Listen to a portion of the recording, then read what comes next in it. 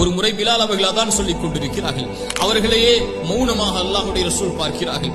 பிலால் அவர்கள் அதானை கூறி முடித்ததற்கு பிறகு சொன்னார்கள், யார் இவர் சொல்வதைப் போல உறுதியோடு இந்த வார்த்தையை மீண்டும் சொல்வாரோ அவர் சொர்க்கம் நுழைவார் என்று பிலால் ரலியல்லாஹு அன்ஹு அவருடைய அதானுக்கு அல்லாஹ்வுடைய ரசூல் ஸல்லல்லாஹு அலைஹி வஸல்லம் அந்த ஈமானிய வார்த்தைக்கு சான்றுகளை சொன்னார்கள். இதோ அல்லாஹ்வுடைய இல்லம், இதற்கு மேல் ஏறி அல்லாஹ்வுடைய அழைப்பாகிய அதானை ஒழித்து விடு பிலாலே.